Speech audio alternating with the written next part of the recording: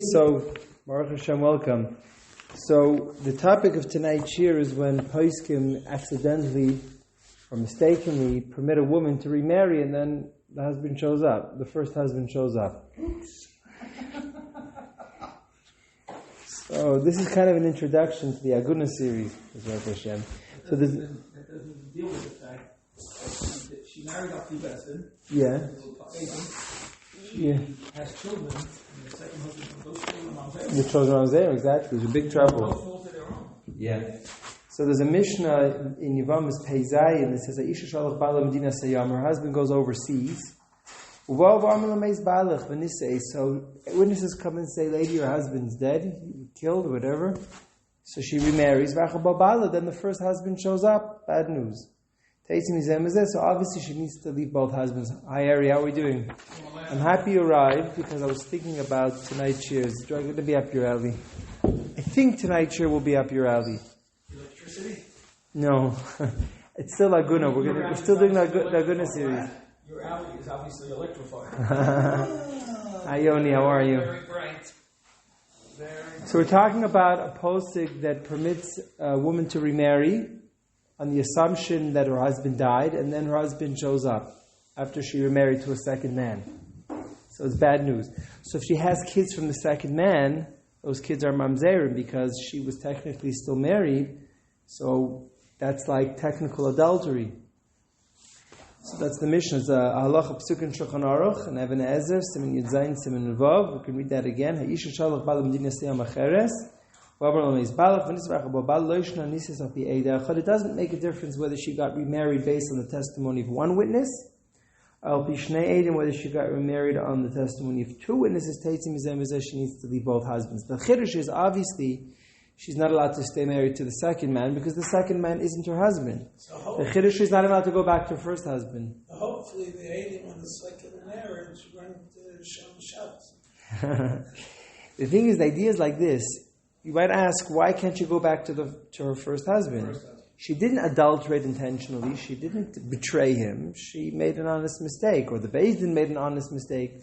So the reason the Gemara explains, this is a way to incentivize her to conduct a proper investigation. Yeah, she does that. So in other words, we say, listen, lady, there's only one witness that says that your husband is dead. But you need to, even if there's two witnesses, and a chanami, but if there's one or two witnesses, she is expected to conduct additional investigation to ascertain that her first husband really is dead. If you learn probably from the pasuk in the Torah about that she can't go to her first husband if she remarried. Right, Yergo, that's Mafsek Rishasa. One cannot take back. But here, she didn't really get remarried. The Torah is talking about a case where a man divorces his wife, then the wife gets halachically married to another man, and then she gets divorced from the second man. Here she wasn't even married to the second man. It was all an illusion. It seemed like she was married to the second man, but she wasn't really. Isn't she prohibited to her first husband if she commits adultery? Yeah, but if she commits adultery sinfully, Midaraita, she didn't do any sinful adultery. She did accidental adultery. It wasn't even adultery because she didn't betray him in any way. But we incentivize her to conduct a proper investigation by telling her that there are going to be major repercussions if your first husband shows up alive. I remember there was a film I saw as a child, as a teenager, about somebody who flew a FedEx plane, and then Tom Hanks film, yeah. He flew a FedEx plane, and then the FedEx plane crashed, but he survived, but he was stranded on an island, and when they finally discovered him 2 or 3 years later, right, he came back, his wife had already remarried. Okay? I remember that video stuck in my mind because it has a halachic relevance. I've heard of cases. Yeah.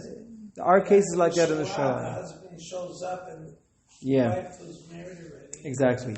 So now we get to art scroll biographies, right? What's more beautiful than an art scroll biography? A Gedolah biography. So this is about Rav Moshe Feinstein. So here I have the original. It's the Torah profile. It's an art scroll biography of Gedolim. Okay, they're all perfect. They never did any of theirs ever going on. They were all. They were exactly. So what I'm actually going to do, I translated the story into Hebrew. It's actually a great riveting story. I don't know, do you prefer to read it in Hebrew or English? I'll read it in English. Let me read it from the beginning. Now, this story, I'm just warning you, it's going to take me about 10 minutes to go through the story. But stories are interesting, so please bear with me and pardon me if this is too long. Okay, his grandson, Mr. Moshe finds his grandson, Mordechai Tendler, was almost inseparable from Rav Moshe for 20 years, a Talmud and a supervisor of the publication of the Rosh Yeshiva's last 6 works, companion and protector, especially during the later years when the Rosh Yeshiva's strength had to be conserved and his generous openness to all callers had to be curbed. You know that? Like the Gedolim have the Gaboyim, so that the Gedolim shouldn't be overwhelmed. Rabbi Tendler noted that after having clarified halacha, Rav Moshe was absolutely free of any doubt or concern. Okay? Once he was convinced that this was the word of the Torah, it was therefore the will of God, and thus it was beyond doubt. Once he ruled that an aguna was permitted to remarry. After she married, the story began to circulate that her husband was still alive. Her husband was horrified that those who were close to Rav Moshe were appalled that, her family was horrified that those who were close to Rav Moshe were appalled that the Rebbe would be humiliated by an error with such tragic consequences. But Rabbi Tendler recalls Rav Moshe was not even fazed by the news. He had ruled according to halacha, and therefore he was certain that the rumor was false. Halacha is a reality. Can a reality be refuted by a rumor? He was proven right. Indeed, there was no living first husband. Okay, so the story goes basically, Rav Moshe issued a psak that the husband was dead, and therefore the woman was allowed to remarry. Then there was a rumor that went around that the husband was alive. Moshe says it can't be, because halacha is a reality. It's kamitzius. It's like, the sun is shining. So therefore it's impossible that the rumor is true. That's the message of the story. Okay? So that means, according to this, that a poster could never make a mistake about a naguna. If he's on the caliber of Moshe, it's impossible that he will ever make a mistake about a naguna. Because if he gives halacha grilling, that halacha grilling becomes reality. That's we don't have too many on the level of Moshe. Yeah, but we're going to soon see that I completely reject this whole premise. I don't think it's true at all. I think that the story was probably not told over correctly. Or Moshe Feinstein probably sensed that the rumors were false because of other reasons. I don't think that the whole concept that they're trying to convey, that if Moshe said he gave a psak, he's infallible. It's not true. Okay, so here that's story number 1 from the Art Scroll biography. There's another story here. The writer's colleague, because this book was written by what's his name? Rabbi Nosson Sherman. Yeah, Rabbi Nosson Sherman. So Rabbi Nosson Sherman started Art Scroll with Rabbi Meir Zlotowitz, Allah Shalom. He passed away. So the writer's colleague, Rabbi Meir Zlotowitz, was present when a similar problem was brought to Moshe. Shortly after the war, a European rabbi had permitted a Holocaust survivor to remarry on the basis of evidence that her husband had perished in a concentration camp. So somebody mentioned the Holocaust, right? Yeah, you mentioned the Holocaust, that sometimes during the Holocaust there were questions whether a woman could get remarried. Then, after more than 20 years, when she had grown children of marriageable age, it was discovered that her first husband was alive in Israel. So this is amazing. So after being married for 20 years, she already has kids that are of marriageable age, and it turns out that all these kids are halachic mamzerim. The distraught woman's rabbi had come with her from South Africa to seek the Rosh Yeshiva's guidance. He asked her to tell the story. She told how she had gone to a well-known rabbi in one of the DP camps. Actually knew the name of this rabbi. There was a famous rabbi who used to give a terim for agunas in the DP camps. I don't remember the name. On the basis of the available testimony and evidence, he ruled that her husband was dead and she was permitted to remarry. The rabbi passed away not long after due to the chaotic post-war conditions. She had lost the document that was given to her. It means the document that permitted her to get remarried. But she had acted on the basis of his decision. And now this. Rav Moshe asked her to repeat the story. She did. He asked her to tell it a third time. The atmosphere in the room was strained. Why was he tormenting her? Right? What would be added by another repetition? She complied. Rav Moshe's brow was furrowed in an intense concentration. A heavy, tense silence froze everyone in the room. Then abruptly he rose, leaned across the table, and said agitatedly to the woman, "It cannot be. I know that rabbi. He was a gaon and a tzaddik. I have permitted thousands of agunas to remarry, and I have never had such a tragedy happen. And you're telling me that such a thing could have happened to a tzaddik? It's impossible. It cannot be. So another same message here, that Rav Moshe says it's impossible. It can't be. It can't be that a tzaddik can go and permitted a woman to get remarried on the assumption that her husband is dead, and then he shows up and is alive. The people in the room were shocked that the compassionate, mild-mannered Rosh Hashiva would speak in a way to a woman in pain, but she broke down in tears and admitted that her story was indeed an untruth. She was sure her husband was dead. How could he have survived? And when she heard that the highly respected Rabbi too was no longer living, she made up the story using his name. This incident is one of the many that illustrates Rav Moshe's total faith in the correctness of Psak Halacha, and that was arrived at honestly and by qualified posuk. As he once explained with regard to another psak that he rendered after a long and complex dintar, God assists the judgment of a qualified, sincere judge, as the psalmist teaches. God stands in the divine assembly of the judges who seek truth and justice. Rav Moshe permitted over 2,000 agunas to remain without having erred. The rabbi, being held responsible for the error, was highly competent and devout. Therefore, he too could not have erred. That's what the message of the Art Scroll biography is. It's impossible. He could have never made a mistake permitting an aguna, because he was a great posik, and the psak is the reality, and Hashem gives the divine assistance. Okay, so that's the message of the thing. Okay, so what I'm here tonight is to object to the whole thesis of the stories. I think that it's completely untrue. It's totally. I'm sorry to say this mildly, but in my humble opinion, I try to say this humbly, that it's complete nonsense. Okay, so let's look at the Gemara in Yevamos. They do sell those as fiction books. What's that? Those are sold as fiction books. They're sold as fiction books? It's all in fiction in the law. You know, I personally don't personally believe that the story is total fiction. There probably was something similar must have happened. But the whole narrative that Rav Moshe said it is impossible that a posek could ever make a mistake about permitting an aguna, or if he's a respected aguna and a tzaddik, he can't make a mistake, that's totally not true. Okay? Yeah, that's already the editorial comment. I think that there may have been other clues that convinced Rav Moshe that the husband was dead. Okay, that's my belief. But I don't think that was the reason. I don't believe that what they claim is the reason why Rav Moshe said that no mistake could have been made. Okay, so let's look at the Gemara in Yevamos, Daf Tzadi Tet Amud Beis. It's also a Gemara in Tuva Daf Chav Beis Amud Beis. This story repeats itself at least twice in Shas. Tanya Amar Rabbi Elazar ben Tzadok. Miyomer le'adzi ala eidus echad. He only ever once gave testimony. Only once he gave testimony in court. V'helu avid l'kun al pi. And because of my testimony, it actually rendered an eved, somebody who had the status of a slave, to be a full-fledged Jew. How could that be? Kadosh Baruch Hu makes sure that even the animals of the righteous don't sin, so to speak. Tzadikim atzma l'kol, so certainly Hashem protects the tzadikim, they should not err. They wished to appoint a slave to be a Kohen, and in the end they didn't do it. Okay, so the message of this Gemara does seem to say that it's impossible that he gave testimony that would have led to an Eved becoming a full-fledged Jew.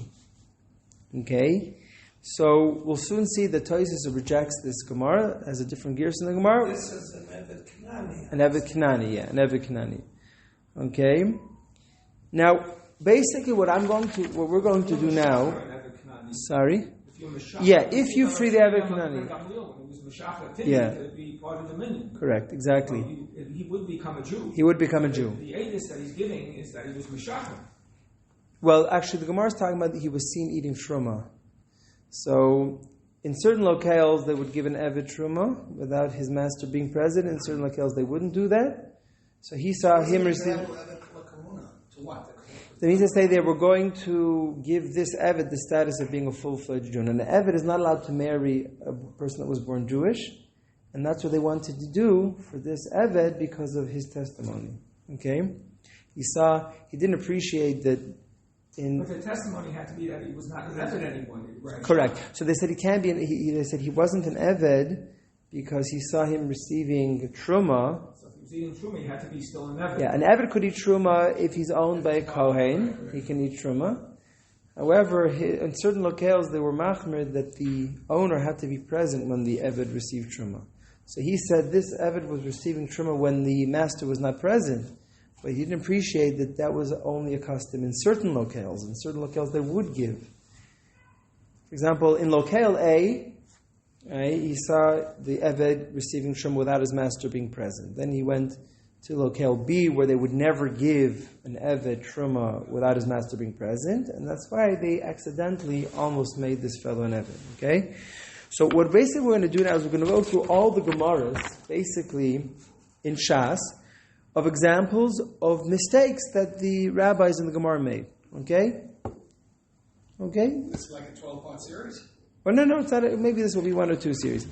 Basically, I give a quick run through of Shas. Okay, so we've seen the first example, the Gemara in Yevamos, the Gemara Ksuvis, where the Gemara seems to maintain that it's impossible that a Tana would have given testimony that would have wrongly caused an Eved to become a Yisrael. So now we get to the Gemara in Chulin Daf Hey Amud Beis. Amar of Nachmetzak Amar of Oisi. And you read Shchitas Kusi. He ate an animal that was slaughtered by a Kusi, by a Samaritan. Af Rabbi Asi Ocham Shchitas Kuti. Okay, B'Torah B'Zeir La Shmiela the Iav Shmiela Chavim Makabla Edom Shmiela V'Lekebla. Why was he eating from an animal that was slaughtered by a Samaritan? The Chachamim ruled that the shchita, the slaughter that's carried out by a Samaritan, is invalid. So the Gemara says, he must have heard that opinion and rejected it. The Isa if he didn't hear it and just made a mistake, it's impossible. Why? And God makes sure that even the animals of the righteous don't sin, so certainly he would have not mistakenly eaten from an animal that was not kosher. Okay? Another example, Rav Zeira and Rav Asi, Gemara Chulin Davav, they came to a certain inn. They brought eggs that were basically cooked in wine. So Rav Zeira wouldn't eat, Rav Asi would eat. So Rav Zeira said to Rav Asi, why are you eating? This wine is Dmai. You need to take tithes from wine as well. You need to take Trumas and Maasros from wine. So why are you eating it? The Kuthites don't take tithes from their produce. So Malavadatay, right? She says, I don't agree with it, or I didn't realize. If the Chacham indeed forbade Demai, something that's mixed with Demai means you're not sure if tithes were taken. Most ignoramuses do take tithes from Demai, some don't. So the Chacham forbade Demai. So this wasn't Demai, this was a mixture of Demai, or a mixture that had Demai in it. So obviously, it could not have been forbidden because the HaKadosh Baruch Hu protects the animals of the righteous. So obviously Hashem would protect the tzaddik himself. So that's basically why the Rambam rule number 7 in the reference sheet, Murayis, is fish brine that has a mixture of wine, of al-tutin, some beverage that has wine mixed in it. When the Chachamim said you can't eat Demai is produce that you buy from an ignoramus. You're not sure if you took tithes or not. You're not sure. So the Chacham forbade it only if it's not in a mixture. But if it's in a mixture, the Chachamim said you can have Demai, and it has to be because you see that Rav Zeira ate eggs that had Demai mixed into it. Okay? Next Gemara, the Gemara in Gittin, Daf Zayin. This is actually a famous Gemara. The Gemara says you shouldn't be too temperamental in your house. Don't get too angry in your house. Make sure your household members aren't scared of you. Adam Gadol Hidal Emi said there was a great tzaddik that made his household members very fearful. They almost fed him a non-kosher food because they were so afraid to tell him that the food wasn't kosher. Because how could it be? HaKadosh Baruch Hu makes sure that the animals of the righteous don't eat not kosher, so obviously the tzaddikim themselves would never. They almost wanted to feed him Ever Menachai. It's unbelievable. They were so afraid of this man that they took, I don't know what they did. They took a cow and they chopped off an arm to make him dinner. Otherwise, he would have blown out. It's amazing. And he was a tzaddik. I'm not sure why, if he was a tzaddik, he made his household members so fearful. I don't know. So, Tan Rabbi Yehuda Chasidim Rishonim is Avon Levi Carbon Chatzos. The Chasidim Rishonim wanted to bring a carbon chatzos, a sin offering, but they never could. because they never sinned accidentally. So they had to find they had to do all sorts of acrobatics so that they could bring a chatam. So what's the pasuk in Tzadik Shelechta? Ein tzadik she'asa teva le'echata. Right. So maybe it means. This goes against. Very good. Yeah, very good. Good question. You hear Yoni's question. The pasuk in Mishlei says, "Ein tzadik bar she'asa teva le'echata." There is no tzadik in the land that does good but doesn't sin. So how could the Gemara be saying here that they could never accidentally eat non-kosher? How could that be possible? Good question. The Gemara Tosis is going to ask a very similar question. We'll get to it soon. This is a famous Gemara in Chagiga. You know the famous Gemara in Chagiga that Shimon ben Shetach told Yehuda ben Tabai that he accidentally executed a person unjustly because Edom Zaymin, if two witnesses issue testimony to condemn an innocent man and then they are proven to be wrong under certain terms, then the Edom Zaymin, they receive the punishment that they attempted to inflict on the victim. So that's only if you have two Edom. If you have one Ed, there's no din of Edom Zaymin. Yehuda ben Tabai made a mistake and accidentally executed a man that should have not been executed. Okay, so another example where you see that Yehuda Tabai made a mistake, he issued a mistaken ruling. Okay, so now we have a contradiction. Until now we've been showing all of these stories that HaKadosh Baruch Hu protects the righteous so that they shouldn't eat or they shouldn't eat something not kosher. And here you see the opposite. Here you see that Yehuda ben Tabai made a mistake and executed an innocent man. Another story, there was a story in the Beit HaKnesses of Tveria, in Nagar Shishper Glustra, there was a certain, they used to lock the door by taking basically a bar that had a ball at the top of the bar, and that's how they used to lock the door. There used to be a hole in the ground. So there was a very fierce disagreement between Rabbi Elazar and Rabbi Yosi about the status of this gustara, and in the anger they tore a Sefer Torah. So the Gemara says they saw it, the Gemara says they accidentally tore a Sefer Torah. So Rabbi Yosi ben Kisma said that this Beit HaKnesset will become a house of idol worship because they lost their temper. Because they lost their temper, they tore a Sefer Torah. Okay, so this is another example that the Rishonim bring, that the Tanoim could do something wrong that could have grave consequences. The Gemara in Chulin Daf Samach Beis, Amud Beis, Amar of Papa, this relates to our shiur on chickens. It was a certain Tarnagalta de Agma, a swamp chicken. Tarnagalta de Agma, the chicken that's called the Tarnagalta, the feminine term is permissible. But they made a mistake. They thought that Tarnagalta de Agma, they thought that this specific swamp chicken is kosher. It turned out not to be kosher. Why? Because they witnessed this chicken, or whatever it was, this bird of prey, killing another bird and eating it. So they knew it wasn't kosher. Okay? So another example where the Chachamim were permitting a non-kosher bird by mistake. This is one of my favorites. Levi went to Bavel and he got the Day of Yom Kippur all wrong. How would you feel if you fasted the wrong day of Yom Kippur? You know, I heard a story. There's a rabbi from Los Angeles. I can't remember his name. He does these short little inspirational clips. I can't remember his name. So he says that there was a chazan in Frankfurt. Frankfurt has a big shul. 2,000 people sit in the main hall in Frankfurt. And there's a chazan in Israel that flies to Frankfurt for the Yom Noraim. His name is, forgot his name. Forgetting all the names today. Mine is a terrible thing to use. What? Mine is a terrible thing. I know. And basically he did the chazah. He did the whole day of Yom Kippur. He fasted. He was the last one out of shul, and he sees somebody trying to get into the doors of the shul. He says, "What happened?" He says, "I'm a secular Jew. Before my father died, he made me promise him that I would always go to Kol Nidre. They would never miss Kol Nidre." He says, "What's going on? I can't get into the shul for Kol Nidre." He says, "I'm sorry, sir. You got the wrong date. Kol Nidre was last night." So he starts to weep. He says, "I made a promise to my father on his deathbed that I would never miss Kol Nidre." So he said to him, "You know what? Come into the shul." He put on the lights again, put on his kittel, his chazan hat, and he did the whole Kol Nidre for him again. Okay?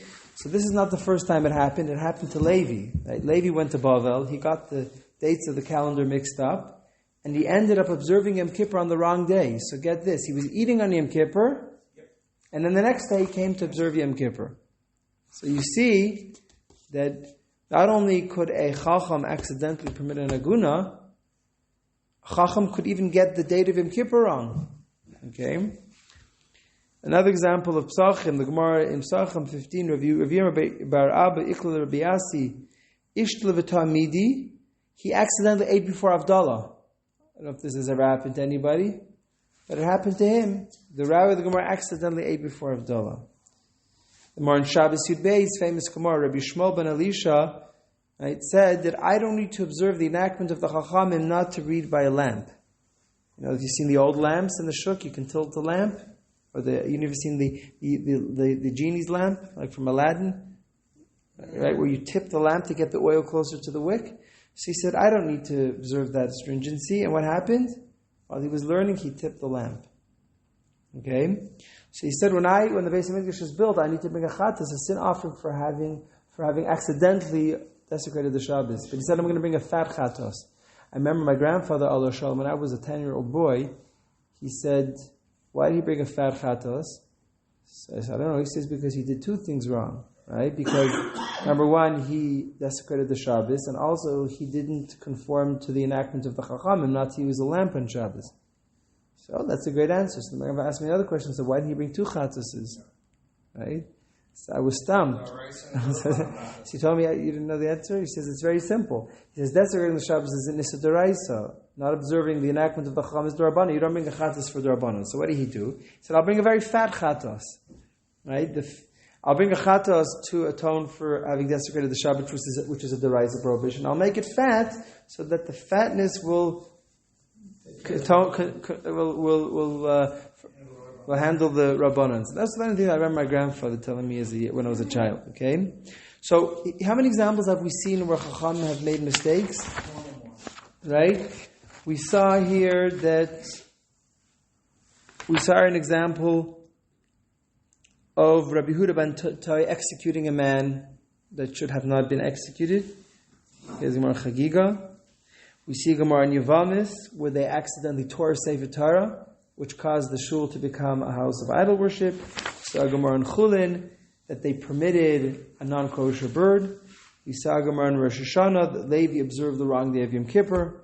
We see a Gemara in Psachim, that he ate before Avdallah. We see a Gemara in Shabbos, where Rabbi Shmuel ben Elisha accidentally desecrated the Shabbos. So now comes Tosas and all the other Rishonim and say, how do we reconcile this contradiction? You bring me a whole bunch of Gemaras and say it's impossible that the Tana could have eaten Dmai, because HaKadosh Baruch Hu protects even the animals, Kol Shekain, all the more so does HaKadosh Baruch Hu protect the Tzaddik himself. Okay, we've seen many examples of that, and then we see a whole bunch of Gemaras where the Chachamim made a mistake. So how do you reconcile the contradiction? Any ideas before we see the answer of Tosas? Maybe somebody will be machavin to Tosas' answer. Okay, so Tosfos answers, there's only one thing that a tzaddik is protected for, and that's so that he should not eat something not kosher. He says, even though the Gemara Psachim says that Rabbi Yirmiyah ate before Avdallah, and the Gemara Rosh Hashanah says that Levi ate on Yom Kippur, but that's different, because they weren't eating non-kosher food, they were eating kosher food at a time they were not allowed to eat. So there's only one type of guarantee that a tzaddik has. Kosher food. He won't eat non-kosher food. But the Tarnagola? Oh, so very good. So already the Taz asks your question. What about the Tarnagola?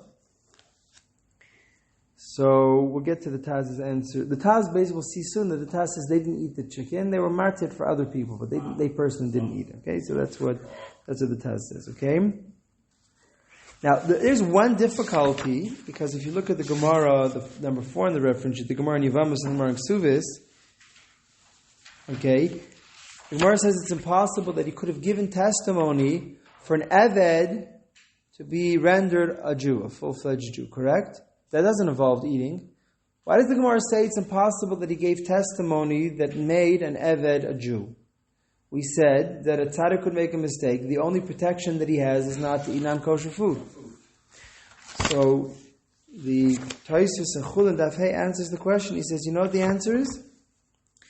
He says that if a Eved gets married to a Jewish girl, he's going to feed her truma. In other words, they assumed he was a Kohen because he was eating truma. They didn't appreciate that he was an Eved, so it involves eating.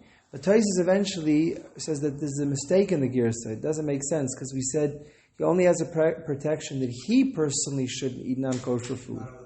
As you see in the Gemara, they permitted the chicken. In other words, basically, in Muncie they had this Moshe Finkel. He was sneaking in non-kosher chickens in the middle of the night.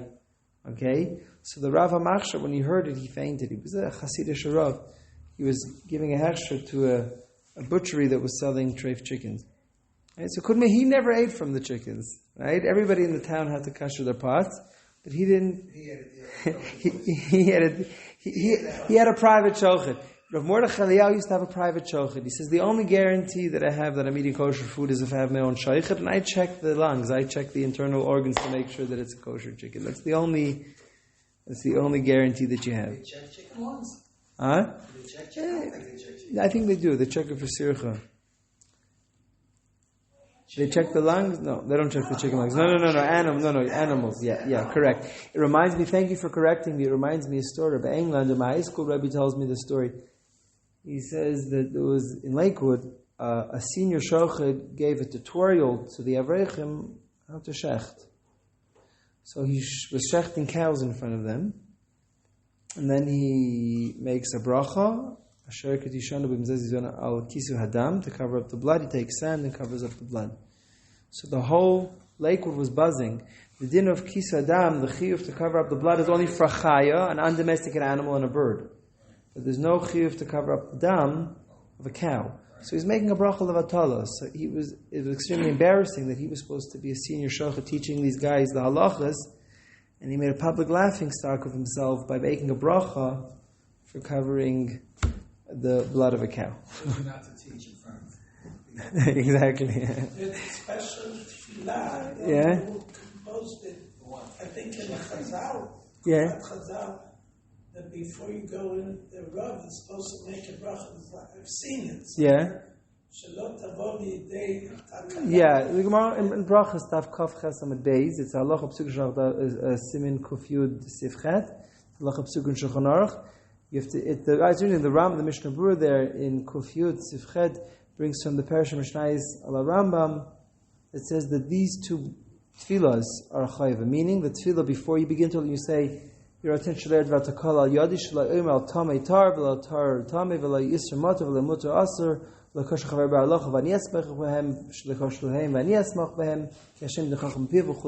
now they have them printed in all the.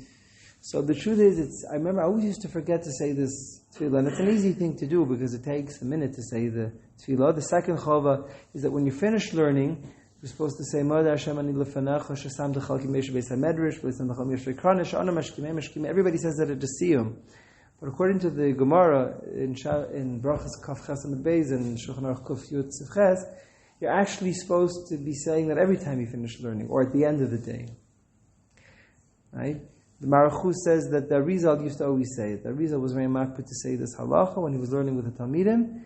Maruchu in Shar Mitzvahs in Parashat Eschanan says he never saw him say the Moedah after the learning. It could be that Arizal said it at home, so no better be said. But you're right.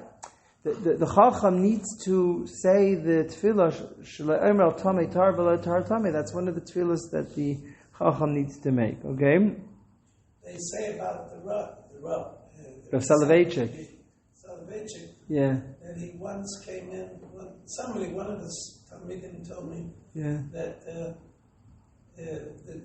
that one day he came in and he told the Talmidim, "Forget everything I taught you yesterday was all shtuyot." Very good. That's the signature of a great man, by the way. Yeah. It's a signature of a great man. If a person can't admit that he made a mistake, he's in big trouble. Big trouble. There was a Dvar Torah given the difference between Yehuda and Yosef. Why didn't Yosef get the Meshichut? Why didn't he get the Hanagah? In other words, the permanent monarchy of the Jewish people comes from Yehuda. Yehuda fell. Very good. Going to get up again. That's Yosef right. Was a tzaddik. Very good. Yeah, there's an interesting. If you look at the Evan Shleima, they bring there in the back of the new versions of the Evan Shleima. There's a longer ruchos from the Gaon of Vilna in his parish of Tikkunei Zohar. The Gaon of Vilna has an interesting idea. You know the famous idea that Shaul HaMelech made one mistake, two mistakes, he was out. He didn't get another chance. And what did he do? He didn't do something that terrible. Okay, Shmuel said, "You wait for me before bringing a car." He didn't wait. Hashem said, "Kill the sheep." He didn't kill the sheep. Not such a big deal. But he was out. He was booted. David HaMelech did something which is much worse. He sent Uriah Chiti to the front lines to get killed. He took his wife Bathsheba. But Hashem, only the Tosfos who come in. right. So the Gemara says that the Gemara already points out this what seems to be an irony. So one of the ideas that are said is what you said. David HaMelech immediately admitted his mistake. When Shmuel came to Shaul and he said, "Why'd you do that?" He says, "I didn't." Shaul kept on negotiating with him. He wouldn't admit his mistake. So he says, people are human, people do things wrong, but as long as you're willing to admit you made a mistake, even if you did bad things... He didn't give up Bathsheba. What? He didn't give up Bathsheba. Well, Uri was already dead and he was saved by technicality. Taken Bathsheba. Right. With Tamar, he said he made a mistake. Lo Yasaf. Well, so there's two versions of Lo Yasaf. Rashi means Lo Yasaf could either mean that he didn't discontinue or he didn't continue. The same word which has two alternative interpretations that are both exactly the opposite. So that's one thing, that as long as you're willing to admit the mistake. So why did he continue to take Bathsheba? Because thanks to a technicality, he was off the hook because they used to give a get before leaving. It was still something that was very wrong, and Natan HaNavi criticized David very intensely because it's still immoral. Because even if he gave a get, there was a understanding that when he comes back alive, he was going to take her back. So she was still designated to him. But he didn't technically live with an Ashes dish. That's not what's called an Aval B'Reshut HaTorah, is it? He was saved thanks to a technicality, meaning he was saved from the severe sin of Ashet Ish, but he was severely punished for having done something, taking a woman that was assumed that she would go back to the woman, she was a wife designated, if you would like. Okay? In fact, here Tosfos in Chulin, Daf Hey, Tosfos in Shabbos Yipez also brings a Bereshis Rabbah. Rabbi Yirmiyah sent Rav Zera a basket of fruits. It's the last paragraph in number 18 of your reference sheet. So, Bein L'Dein It'achol Per B'Tavlau, he ate the fruits b'tavel. He assumed that the person that signed the gift took the tithes already. And he ate it. And then the person who said, "No, I didn't take the tithes. I assumed that you would take the tithes." So he ate tavel. So asks Tosfos, what's going on? This is achila. This is a non-kosher food that was eaten by the Rav himself. How did Hashem let this happen?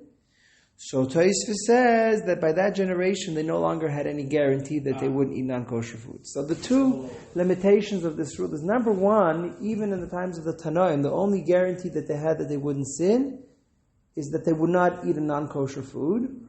And according to Tosfos, based on the Bereshis Rabbah, this guarantee no longer existed in the period of the Maroim, the times of Rav Zera and Rav Yirmiyah. Number 19, reference sheet, that's your question, Harry. So Taz asks, V'kasha, second paragraph, so how could they have permitted the chickens? So we look at the bold section, they didn't eat the chickens. Right? The Baal Mashra, he gave the hechsher on the store, but he had his own shaykhid, he never ate from this. That's right. Is that a strange thing that a rabbi would say to a shoyel sheila? I wouldn't do it, but you can. You're allowed to be machmer. No, there are things that. Yeah, you're allowed to do that. It's okay. It's okay. Because I had a rabbi in Chicago when I was a kid. When I asked him a question, he said, "I wouldn't do it, but you can." Yeah, because in the Shulchan Aruch you have the expression "Hamachmer Tovel of Bracha." You want to be machmer, you get a blessing. You don't have to be machmer. So he says you're allowed to do it. I want to go the extra mile and be machmer. That's fine. However, there is an argument that some people make, and it's actually a pretty good argument, that if a rav is machshir a certain eatery or a hotel, he has to eat it. He should eat it to show that he stands behind his word. And that's Rabbi Orbach from Tveria, Rav Shlomo Zalman Orbach of Dov, or his name was Dov Mort. What was his name? The Rav Orbach's son was the Rav in Tveria, so he gave Echsheirim, and he says there was once a shaila about taroives, about a mixture of food, and he was matir. He found it heter because of hefsem ruba, and he made sure to eat some of the food, to show that he stands behind his word. So there is something about when you are machshir an eatery that you stand behind your word, even though it's a kula, but to give people the confidence that when you tell them something is kosher, you mean it. Okay? Like the Roman. Sorry? When an engineer built a bridge, they had to sleep under it. They had to sleep under the bridge. Very good. That's a great example. Number 20 in the reference sheet, Tosfos talks about this Gemara that we saw, that the Gemara objected to the possibility that they were mal and eved liyichus because of his testimony that they made an eved a full-fledged Jew. He says, we're not geirusid. It's impossible because he wasn't eating. Even if he was mad to the eved to marry a Jewish woman, and then he would feed that Jewish woman truma illicitly, but he wasn't eating. Even in the earlier times, they only had a guarantee if they personally were eating, but if it was others eating, it's their problem. My favorite is the teretz of the Ramban. Right? The Ramban is a beautiful teretz. It's also the teretz of the Ritz from the Ram. They all belong to the same Beit Medrash. They're all the same school, Spanish school of sages. Beautiful teretz. It's only if they're clean of sin. They didn't do anything wrong. They did their utmost. They did their best to behave properly. HaKadosh Baruch Hu helps them. When Rabbi Shmuel tilted the nair, he was behaving irresponsibly. He was not conforming with the enactment of the Chachamim. So therefore Hashem doesn't give protection to people that behave irresponsibly. They got angry. They fell to the bad characteristic of temper, so that's why they were nichshel. But Rabbi Yehuda bar Teresh harg Eid Zaim, when Rabbi Yehuda unjustly killed the Eid Zaimein, right? That's different because that man probably had done some sin that anyways made him liable to die. Okay? So therefore, the teretz of the Ramban basically is the tzaddikim have a guarantee, but that's only if they did everything in their power to do the right thing. That guarantee would survive the Tanaim that would come to this day? No, he says so even on that day, it could be if somebody is a real tzaddik. It's not a function of that it's something wrong. Yeah. Right. Tosfos wanted. Yeah, but in other words, it doesn't end with the Tanaim. Yeah. Right. It could be the Tosfos wanted to reconcile how could it be that Rav Zera ate tevel. Right. So he said, must be that in the times of Rav Zera, they didn't have the guarantee they wouldn't eat non-kosher food. But according to the Ramban, it could be that he behaved irresponsibly. He should have phoned him. They didn't have phones, but he should have verified before eating. So if there was some sort of element of irresponsibility, or some sort of element of neglect, so then they will no longer have a guarantee. He's saying that tzaddik, it's actually tzadkanut, but not in the negative term. In other words, tzaddik is a situation which you're in, not you as saying. Very good. I'm a Kohen. Yeah. In other words, if you're behaving as you behave like a tzaddik. Very good. Very good. Or what it could mean, you need to fulfill two conditions. The first condition is you have to be a very righteous person, and you also have to be doing your utmost not to sin. If you're missing one of the two elements. A person who could even be a sinner, but if in a specific circumstance, right, exactly, he's behaving righteously, so he would not have a takol. Great, exactly. No. I think you need both things. Then you don't sin. But if you do sin, then you don't sin. So it could be that if somebody, let's say, he's doing his utmost not to sin, but he's not a tzaddik in general, so maybe then he might sin, or even if he's very righteous, but he's behaving irresponsibility. Yeah. Isn't there a saying like that? Yeah, it's a Gemara in Brachos, in the fifth parak of Brachos. Yeah. But Malkum shel tzadikim gemurim oimdim Gemara. Very good. So I think it's a Gemara in Lamed Helm and Beis and Brachos. There's two opinions. Rabbi Yochanan says that tzadikim gemurim are greater, right? And Rabbi Bo says that Bali Tshuva are greater. The famous line, the B'makom Bali Tshuva, Ayimdim Ein Tzadikim Gemur Mechadim Lamed Boy. The Rambam says because they need to overcome their Yetzer Hara more than the Tzadikim Gemur. But someone never got into the habit of sinning. But if a person got into the habit of sinning, it's much more harder to resist because you got into the habit already. To kill habits is very. Read Rabbi Twersky's books about addiction. You can have somebody that's already overcome his alcohol addiction for 3 years, but he still has to be careful because he could. What's it called when they slip back? There's a word for it. Relapse. Okay, so relapse is so therefore Baal Tshuva is greater because he's overcoming the element of relapse constantly. It's funny. I always tell my son, he's 10 years old. I said, look, there's Shushitis in the Gemara. Rav Yochanan says that the Tzaddik Gomer is greater, and Rav Avo says the Baal Tshuva is greater. He says, Elu ve'elu divrei lekimchem. He said, you're 10 years old. You're Tzaddik. You're pure. You paskin like Rav Yochanan. I'm 36 and I've done what I've done. I've seen Tom Hanks kids movies as a teenager. So, she says, I'm a Baal Tshuva, so I'll paskin like Rav Vo, but you paskin like Rav Yochanan. Okay, you be stay inside a gomer. Okay. Because you get all those embarrassed. Exactly. So I basically, after this whole shiur, I think that what's written over here has absolutely no basis. There's no such thing. Rav Moshe Feinstein, they wrote in the biography that Dvar Hashem zo halacha, it's a metzius, it's a reality. A rumor can't contradict the reality. It's not true. There could be a mistake in issuing of a person could mistakenly issue halacha. There's such thing if a person's matter a naguna, it's guaranteed. What? They didn't eat right. Moshe Feinstein wasn't eating anything. And if he was eating anything, he's in a later generation. So they built a whole hashkafa that tzaddikim are the tzaddikim are beyond mistakes. In the early 2000s, there was this issue in New York State with the water supply, which was coming from reservoirs. Very good. These popopods, which are these little organisms, tiny thing. They're not even microscopic. You can see it. You won't even know it's an organism. But if you put it on a challenge, if they could see it, I'm right. I don't. I tried it many times, and I spoke to. There were people that claimed they saw it, and I said, "Show me." And they couldn't show me. Right. So it was. But one of the reasons that they said that it cannot be is because they said people like Rav Moshe drank the water. It's not Shiur that he drank. Yeah, but the problem is that Tyson says that there was no such guarantee. Very small. Yeah. No, but there was no, according to Tyson, there was no such guarantee after the times of the Tanoim. It's very similar to the Cherem Rabbi Kamenetsky. Or Rabbi Nosson coming against his book. Right. Yeah, exactly. So this, yes, I think that this is another example what I'm bringing tonight, where they're trying to paint the Gedolim as being beyond reproach, beyond mistake, and I don't believe this story. I think that they're misconstruing the story of Rav Moshe. I don't believe Moshe said that. I mentioned here the story that I met the rabbi of the son of the Eliezer Suk.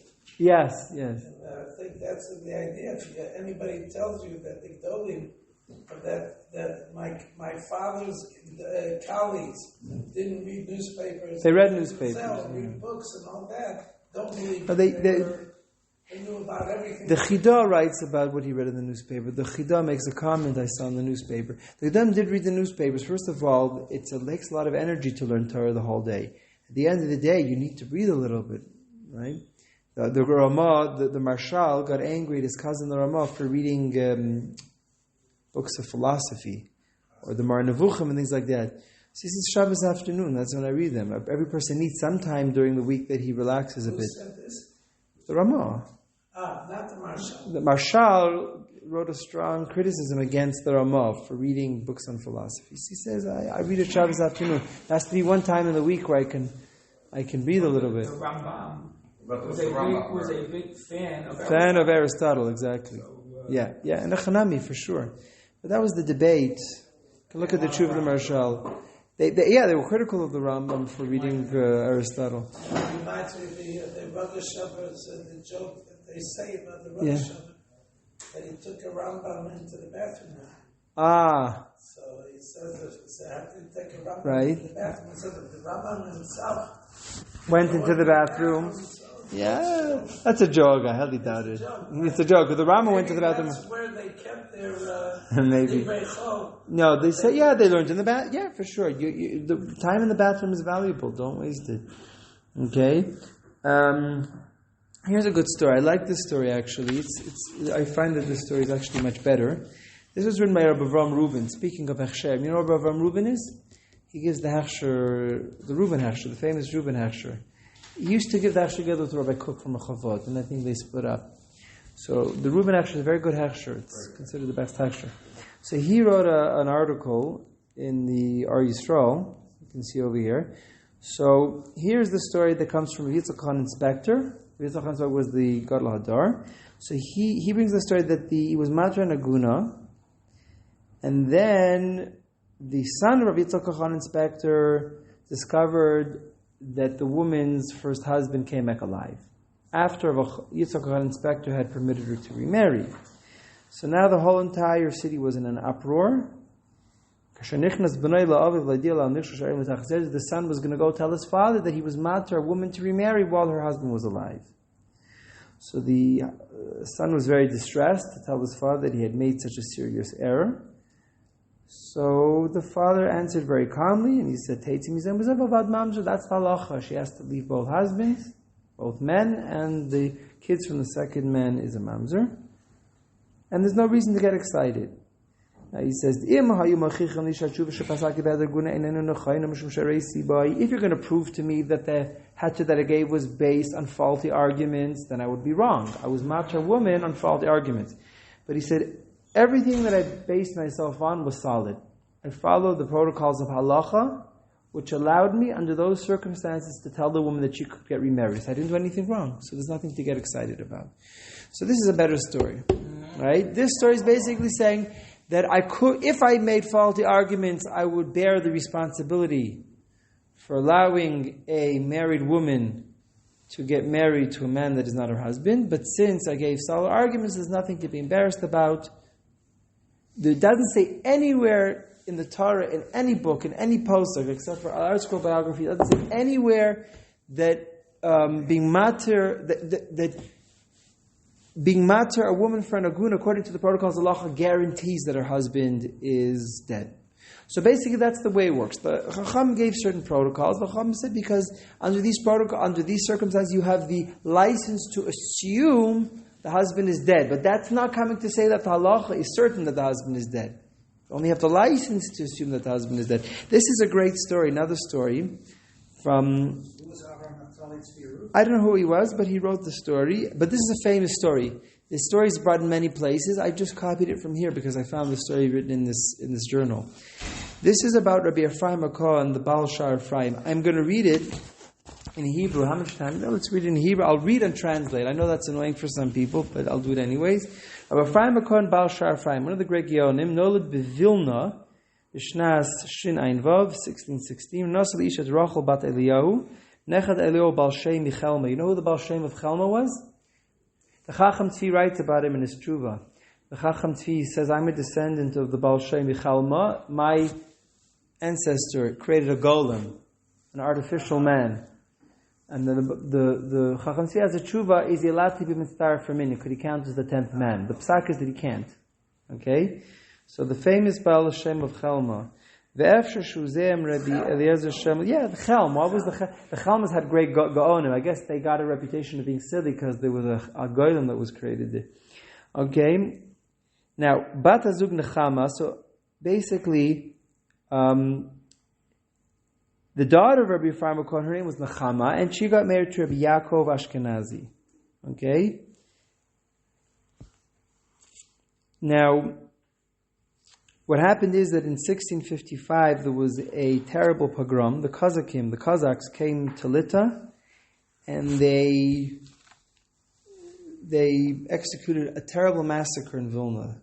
Thousands and thousands of people were slaughtered. Chav Gimel Tammuz, Rabbi Ephraim Cohen ran away with his daughter Nechama, but in the commotion, Rabbi Ephraim's son-in-law, Rabbi Yaakov Ashkenazi, got left behind. Okay? So they escaped Vilna. Rabbi Ephraim Cohen and his daughter Nechama escaped Vilna. She was a newlywed, and her young husband Sama got left behind.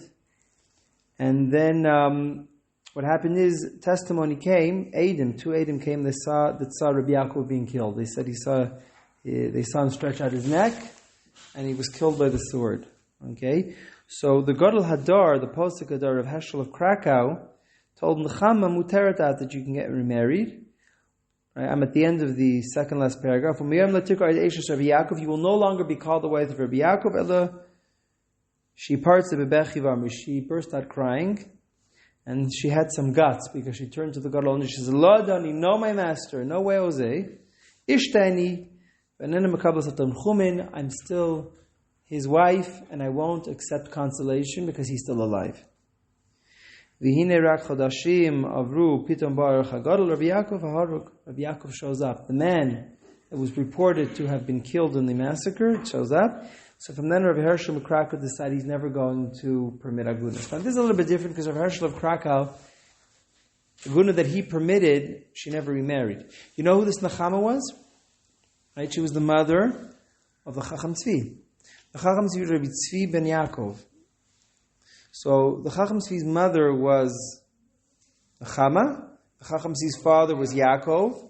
And his maternal grandfather was Rabbi Ephraim Cohen, the Shar Ephraim. He was actually a student of his grandfather. He learned in his grandfather's yeshiva. He was born... No, she never remarried. But she had guts because she told the Gadol Hadar of Hershel Mikrakau, she said, no way, I'm not getting remarried. My husband is still alive. How she knew, I don't know, but she knew. But how did she end up in front of Hershel Mikrakau if she wasn't looking to get remarried? No, Adam showed up. They told Hershel Mikrakau, they were looking for this Yaakov. He got left behind. So they were obviously looking to find out what happened about him, and then people show up, and they say he was killed at the gates of Vilna, and Rav Hershel Mikrakau told her, said, lady, get married. She says, no way. She was a young woman. She was a newlywed. What's the story here with the Gunas? They were... He did give her He gave her permission permission to remarry, and she wouldn't. She held out. She wouldn't accept the Hajjah to remarry, and she was right. And the Pasuk was wrong. She was right because her husband really was alive. I think 5 years later they bore the Chacham Tzvi. So if she would have listened to Hershel Mikrakau and gotten remarried, we would have never had a Chacham Tzvi. We wouldn't have had a Yavitz either, right? Okay.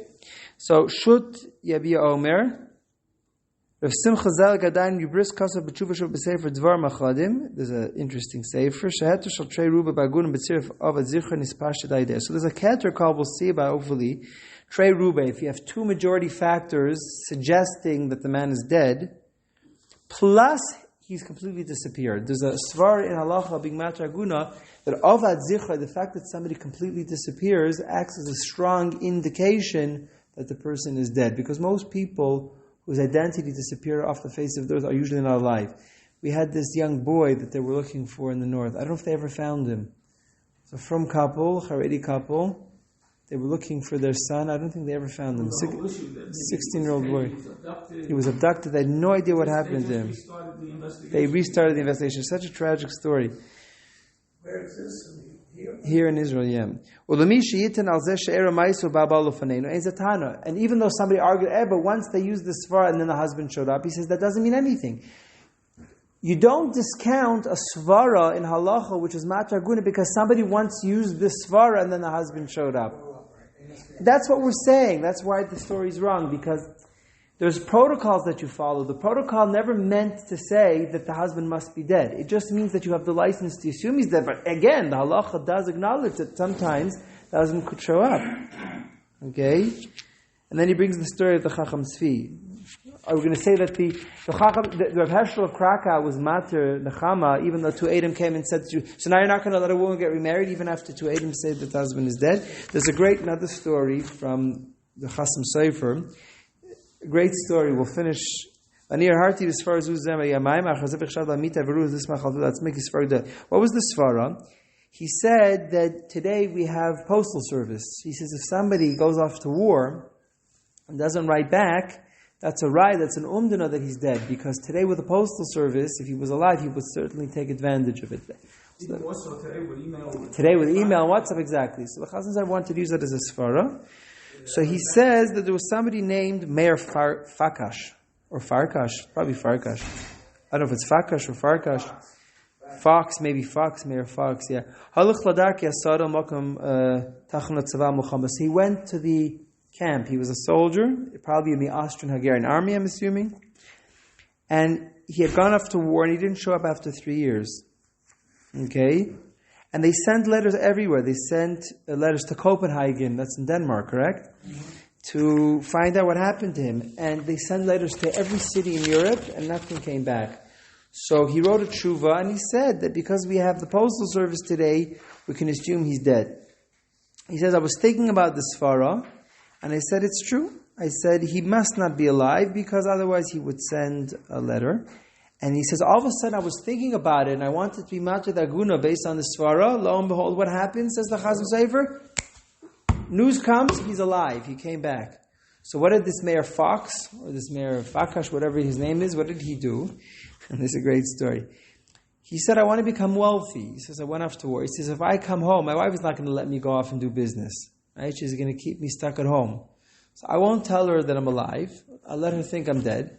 I'll go off. I'll make lots of money. And after I become a millionaire, I'll come back home and say, honey, welcome home. She says, where were you? How come you didn't phone me? Somebody comes home late for work. She's angry.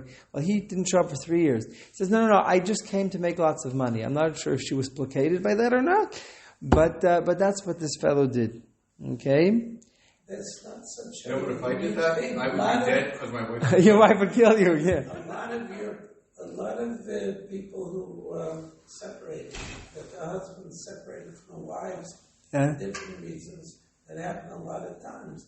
And the wife got remarried, either halachically or not. Yeah. It was a very common, because I do Jewish genealogy. Right. And I see that in other families, maybe in my family too, there are a lot of cases that it says, he abandoned her. So this idea of abandoning wives was a common phenomenon. Interesting. Now, the truth is there's a discussion, did the Rambam discount this heter because of this incident?